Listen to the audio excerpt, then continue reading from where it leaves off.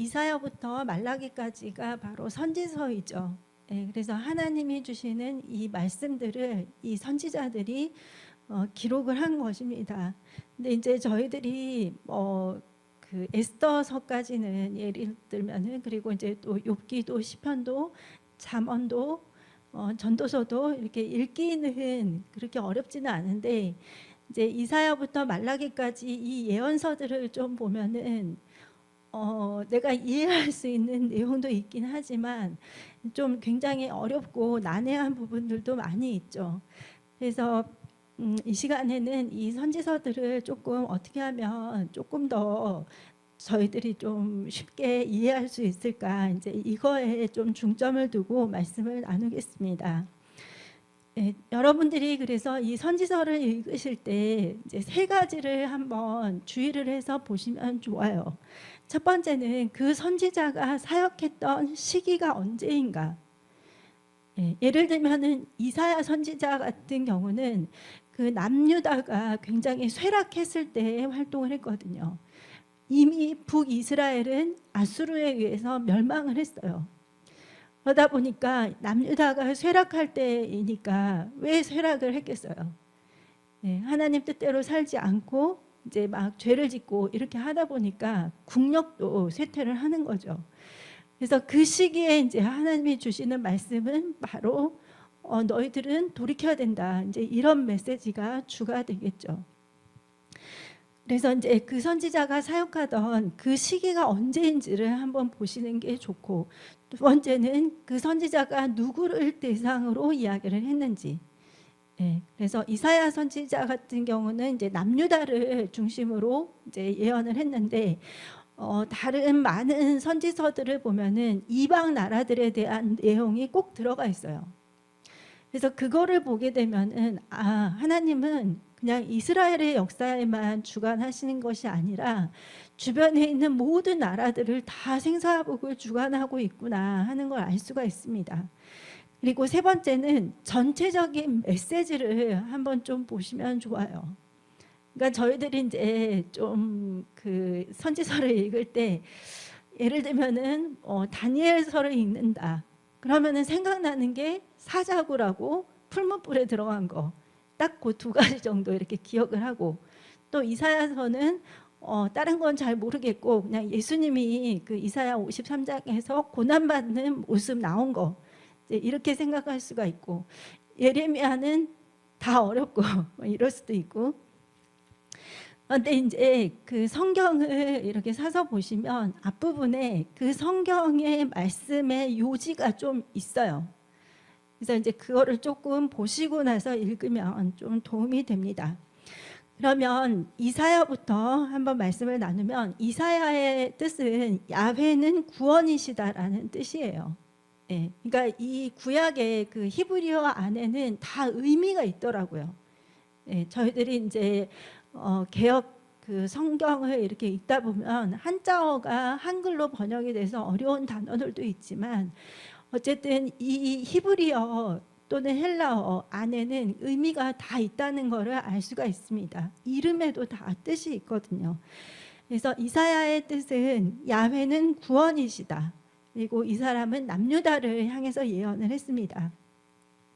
그러니까 이미 이때는 북이스라엘은 멸망을 한 상태예요. 남유다의 왕들이 20명이었거든요. 근데 그 중에서 10명 정도 이후부터는 이제 벌써 쇠락한 시간이 시작이 돼요. 그래서 그렇구나, 남유다의 10명의 왕은 좀 그래도 어느 정도 나라를 이끌었는데 후반기에 10명의 왕들은 이제 점점 힘들어지는 그런 시간이구나 하고 이해를 할 수 있습니다. 그래서 이사야가 활동했던 시기는 남유다의 10대 왕, 10번째 왕이었던 이 우시야 때부터, 그리고 우시야, 요담, 아하스, 히스기야, 므낫세 때까지 이렇게 활동을 했습니다. 그리고 이사야서는 굉장히 독특한 특징이 있어요. 이사야서가 딱 66장이거든요. 근데 내용도 보면은 1장부터 39장까지, 그러니까 성경도 66권인데 1권부터 39권까지가 구약이죠. 그리고 40권부터 66권이 신약인데 이 이사야서도 1장부터 39장은 이스라엘의 죄악에 대해서 또 이방 나라에 대한 심판, 그래서 내용이 굉장히 무겁고 좀 어두워요. 근데 이사야 40장부터 66장은 이제 하나님 나라에 대한 소망, 그리고 메시아를 보내신다는 그 약속, 그렇게 해서 굉장히 소망을 주는 말씀들이 많이 있습니다. 그래서 이사야는 그렇게 이해를 하시면 됩니다.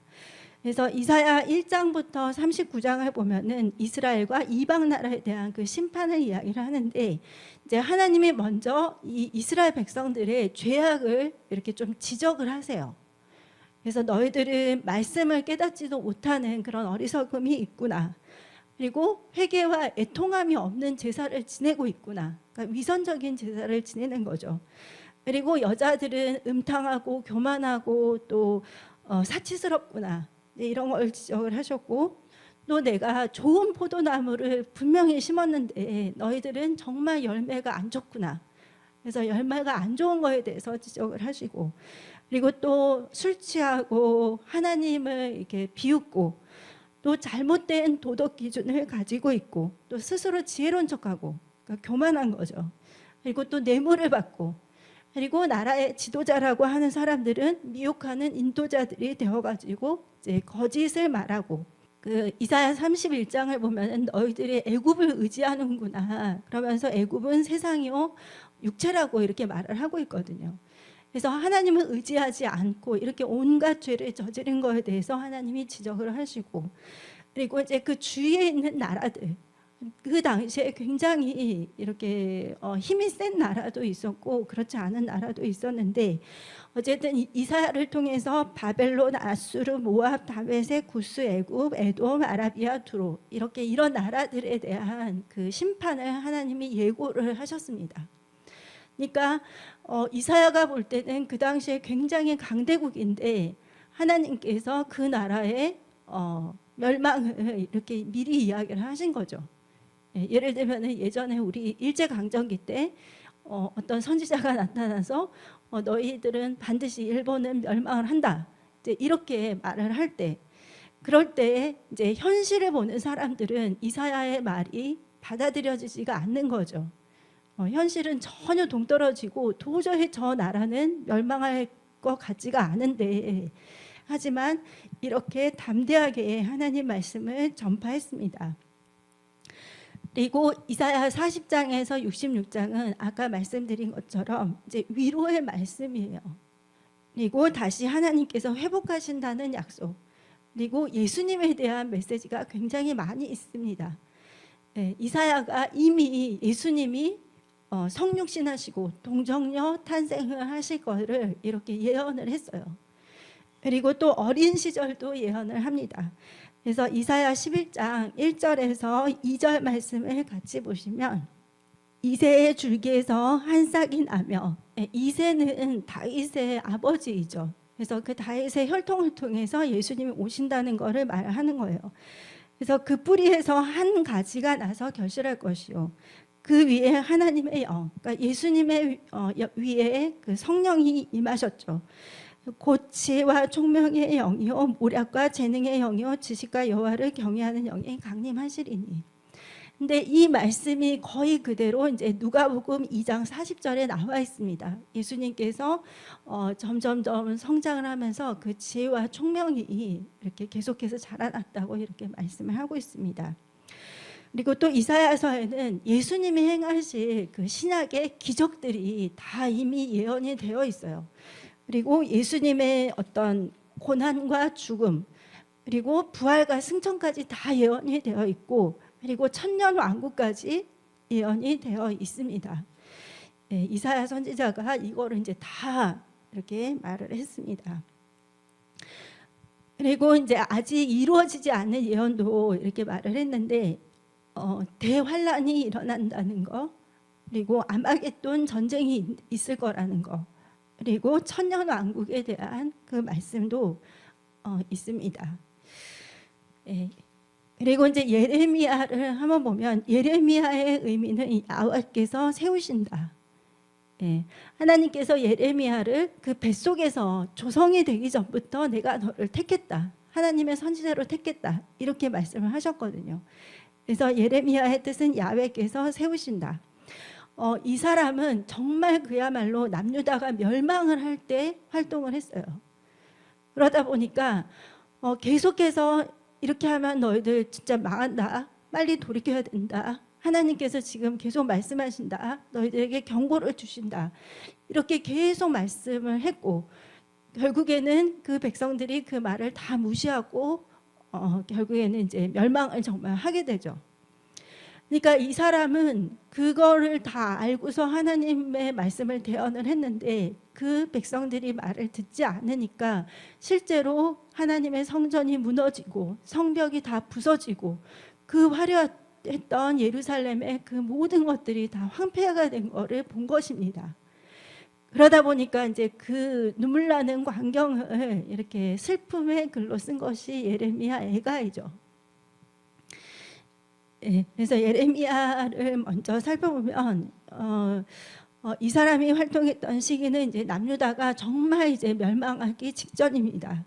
그래서 남유다의 요시야 왕 때부터 활약을 했는데 이 요시야라는 사람은 므낫세의 손자예요. 근데 그 후반기에 있는 왕들 중에서 제일 정말 괜찮은 왕이었어요. 어떻게 보면은 와, 저 요시야를 통해서 우리 민족을 다시 회복하려나 이런 생각이 들 정도로 패했던 절기들을 다 회복하고 명절을 다시 다 지키고 하나님을 경외하는 믿음을 다시 다 회복하도록 이렇게 했습니다.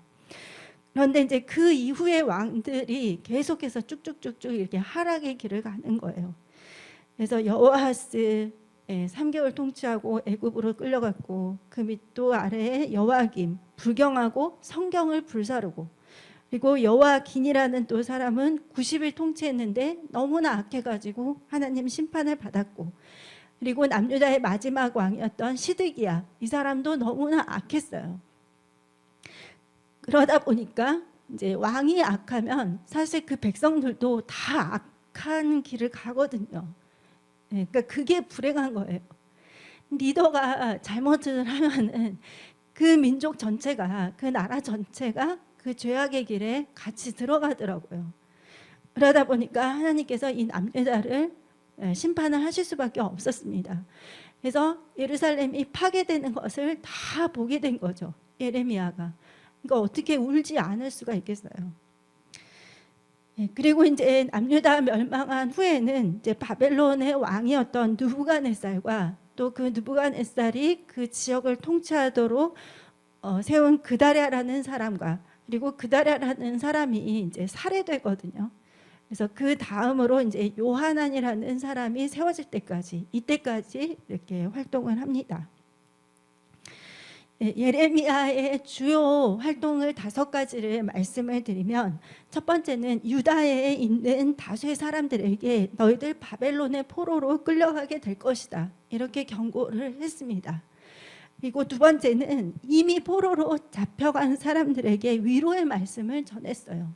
그 격려의 글을 쓴 것이 있는데요. 예레미야 29장 11절에서 13절입니다.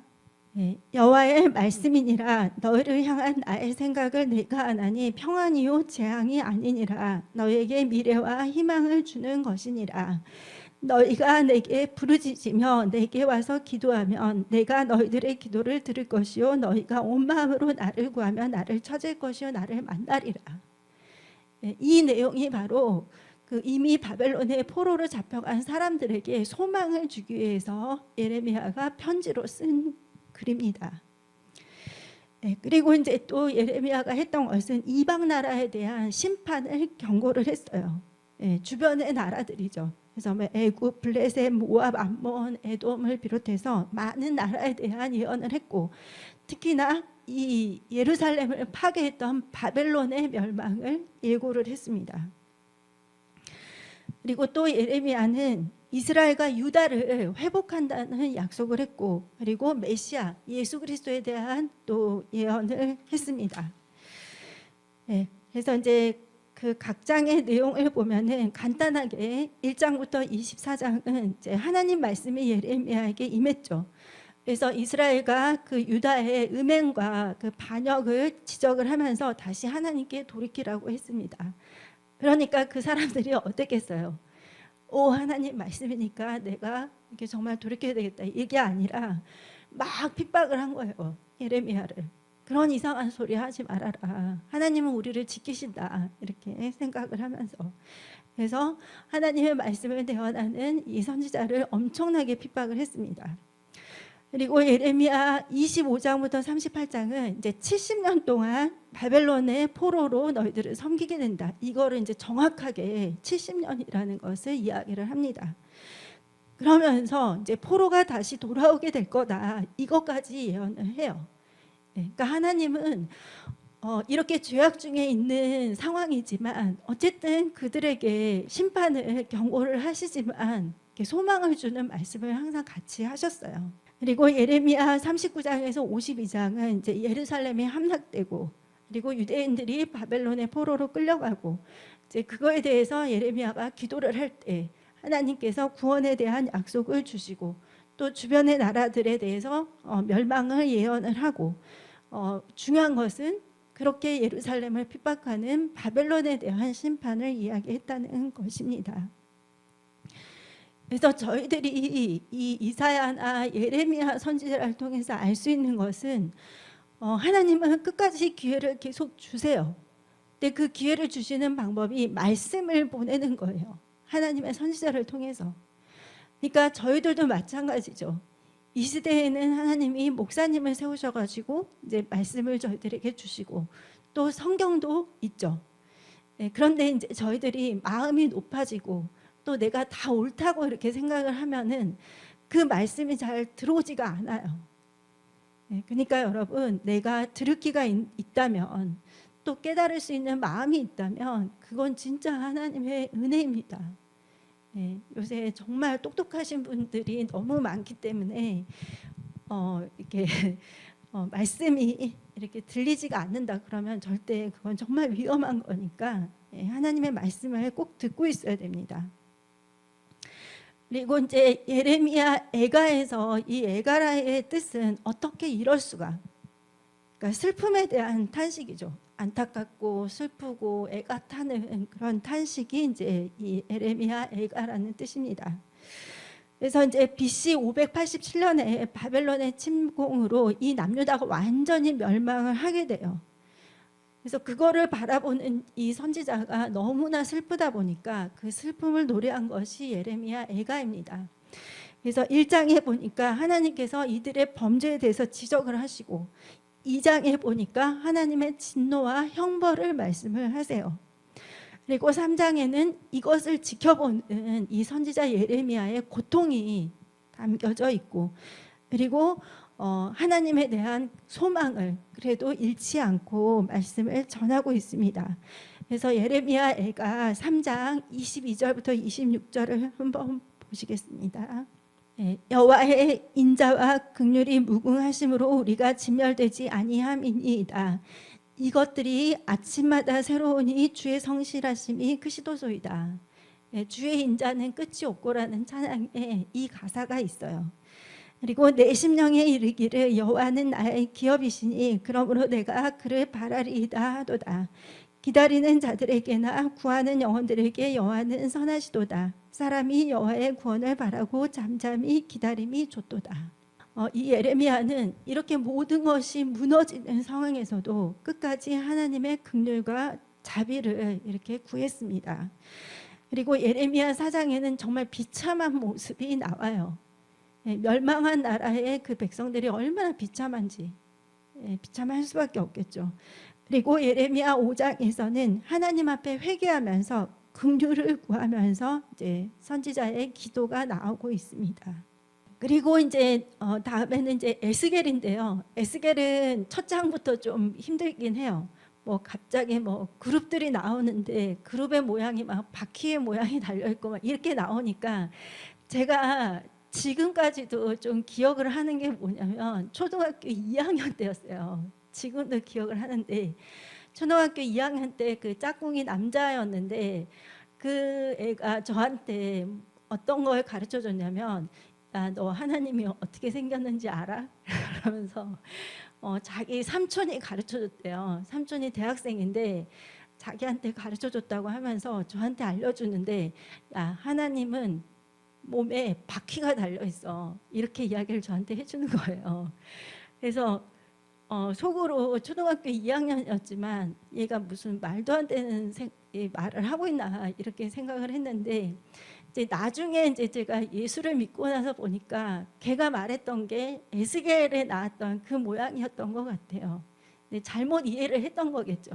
하나님의 모양이 바퀴가 달려있다 이렇게 했는데, 어쨌거나 에스겔은 그 하나님이 주시는 환상과 그리고 여러 가지 예언적인 계시들이 그 당시를 설명하는 것도 있지만 마지막 때 일어날 일들에 대해서도 굉장히 많이 나오고 있거든요. 그래서 사실 조금 어렵기는 합니다. 에스겔의 의미는 야훼께서 강건케 하신다는 뜻이 있습니다. 이 에스겔은 제사장의 아들이었고요. 그리고 BC 597년에 여호와긴, 그러니까 시드기야가 맨 마지막 왕이었는데 그 전에 19대 왕이 여호와긴이었어요. 이 사람과 함께 이제 바벨론의 2차 포로로 끌려갔습니다. 근데 이제 그때부터 그발 강가에 거주하면서 살았는데 30세가 된 그 나이 때부터 하나님이 계속해서 환상과 계시를 주셔가지고 그거를 계속해서 기록을 했어요. 그리고 이제 에스겔서의 핵심은 뭐냐면 포로된 자들에게 그들의 죄를 상기시키는 거. 그러니까 포로로 끌려갈 때 우리는 하나님을 섬기는 백성이고 우리는 그래서 이렇게 고난을 받는구나 이렇게 생각할 수 있는데, 사실은 그들이 죄를 지었기 때문에 하나님께서 그런 것들을 허락하셨거든요. 그래서 에스겔도 역시 죄를 상기하도록 지적을 하고 있고요. 그러면서도 이제 장래 제거인데 하나님의 새 성전에 대한 메시지와 함께 격려의 말씀도 같이 전하고 있습니다. 그래서 에스겔서 1장, 2장하고 33장은 이제 여호와 보좌에 나오는 그룹들, 이제 하나님의 천사들이죠. 그리고 이제 선지자이자 파수꾼으로서 부름을 받고 하나님의 음성을 듣는 에스겔이 나오고 있습니다. 그리고 에스겔 4장부터 24장은 이때가 이제 어떤 것들이 있었냐면 거짓 선지자들이 야, 하나님은 우리를 버리지 않아. 우리를 살려주실 거야. 우리는 절대로 멸망하지 않아. 이렇게 해서 계속해서 거짓말을 했어요. 근데 에스겔은 계속 하나님이 주시는 계시와 환상과 또 비유와 상징을 통해서 하나님이 분명히 심판을 하신다. 남유다를 하나님이 분명히 심판하실 것을 확실하게 말을 했습니다. 이렇게 해서 정말 그 에스겔의 그 모든 내용들이 사실은 다 이루어졌어요. 그래서 에스겔서를 보면은 이 에스겔 선지자 자체가 자신의 행동을 통해서 하나님의 메시지를 대변하는 경우들이 많았었어요. 예를 들면은 뭐 왼쪽으로 390일을 누워 있다가 또 40일 동안 오른쪽으로 누워서 살고, 머리털과 수염을 깎아서 뭐 3분의 1은 이렇게 하고 3분의 1은 이렇게 하고 3분의 1은 이렇게 하고 하나님이 그렇게 이제 시키셨거든요. 그리고 또 뭐 성벽을 뚫어서 구멍을 내고 그 사이를 너는 통과해서 지나가고 이런 내용들이 있고, 그리고 또 뭐 떨면서 음식을 먹어라 이런 것도 있고, 물이 비어 있는 가마를 불에다 끓여라 이제 이런 것도 있고, 또 아내의 장례식에서 너는 절대로 눈물을 흘리지 말아라 이런 것도 있어요. 근데 그 모든 상징들이 뭐냐면 하나님이 반드시 이 북이스라엘과 남유다를 심판하신다는 것을 확증을 하는 거예요. 그리고 이 아내의 죽음을 보면서도 눈물을 흘리지 말아라. 이거는 뭐냐면 하나님께서는 예루살렘의 멸망을 슬퍼하지 않으실 것이다 하는 것을 이 선지자의 삶을 통해서 말씀을 해주신 것입니다. 그리고 에스겔서 이제 25장에서 32장, 35장에는 여기에도 이제 주변 나라들에 대한 심판이 기록이 되어 있습니다. 그리고 에스겔 34장은 많은 거짓 목자들이 징벌을 받게 된다. 그리고 유일한 참 목자 예수 그리스도를 통해서 모든 것이 회복된다. 이런 내용이 있습니다. 그리고 저희들이 잘 아는 에스겔서 36장에서 37장에는 이제 마른 뼈의 비유가 나오거든요. 근데 이제 사람들은 흔히 이 마른 뼈를 신앙이 조금 성령 충만함을 잃은 사람들 이제 이렇게 비유를 하는데, 사실 이 마른 뼈는 이스라엘 온 족속이라고 말씀을 하고 계십니다. 그러니까 이 마른 뼈에 대한 환상을 에스겔이 봤을 때 하나님이 물어보시죠. 이 뼈가 살아날 수 있겠느냐? 이렇게 말을 합니다. 그러니까 에스겔이 도저히 안 될 것 같다는 그런 마음을 갖게 되죠. 하지만 이제 하나님께서 에스겔에게 대언을 하라고 하십니다. 그 말씀이 에스겔서 37장 9절에서 11절에 있습니다. 같이 읽겠습니다. 또 내게 이르시되 인자야 너는 생기를 향하여 대언하라. 생기에게 대언하여 이르기를 주 여호와께서 이같이 말씀하시기를 생기야 사방에서로부터 와서 이 죽음을 당한 자에게 불어 살아나게 하라 하셨다 하라. 이에 내가 그 명령대로 대언하였더니 생기가 그들에게 들어가매 그들이 곧 살아나서 일어나 서는데 극히 큰 군대더라. 또 내게 이르시되 인자야 이 뼈들은 이스라엘 온 족속이라. 이 마른 뼈가 이스라엘 온 족속이라고 하셨죠.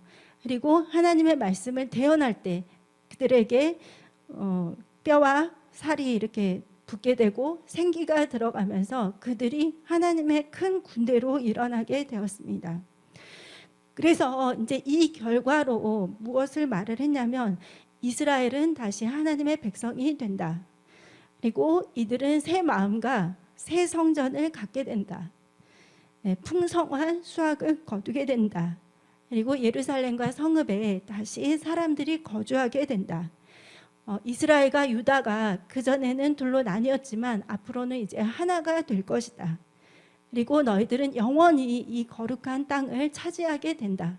이제 이거를 말씀을 하셨습니다. 그리고 이제 에스겔 38장 39장은 이스라엘 북방에 있는 나라가 이 팔레스타인 땅, 그러니까 이 이스라엘에 있는 이 땅을 5개국 연합과 함께 이렇게 침입을 하게 될 텐데 결국에는 그들이 실패하게 된다, 이런 내용인데 그 북방에 있는 위치한 나라를 이제 학자들은 대부분 러시아로 이렇게 봅니다.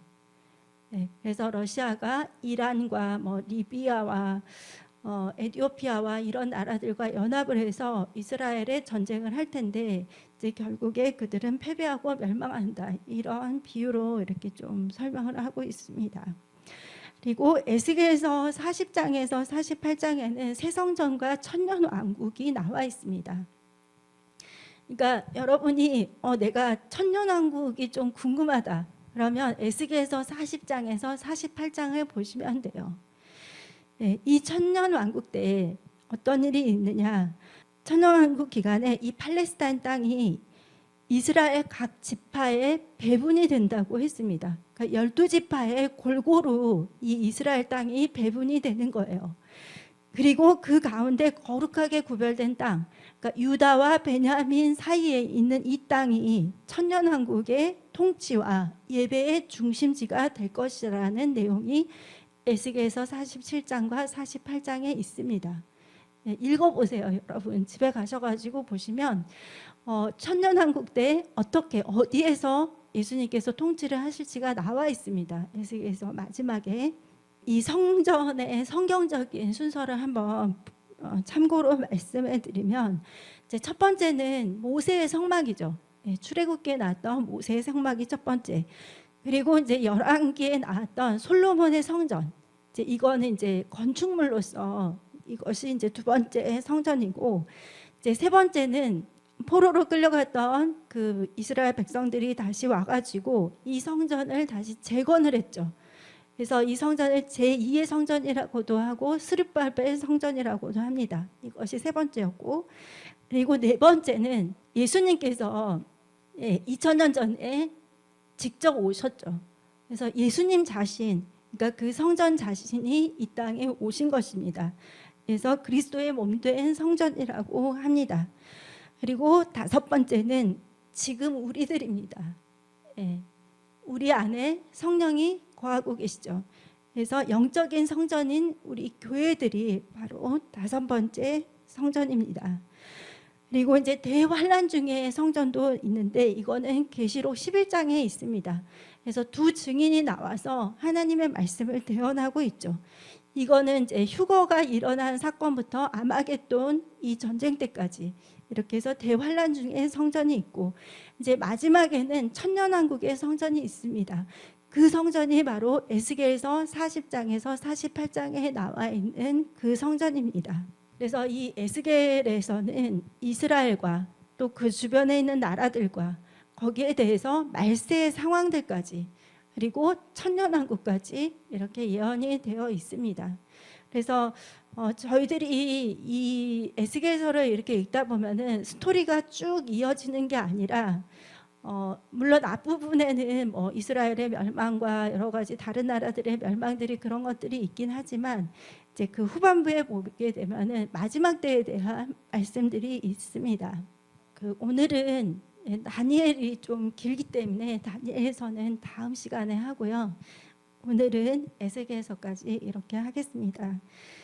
그래서 저희들이 뭐 성경을 100%다 이해할 수는 없지만 하나님은 분명히 우리들에게 말씀을 하고자 이 기록된 말씀을 주셨거든요.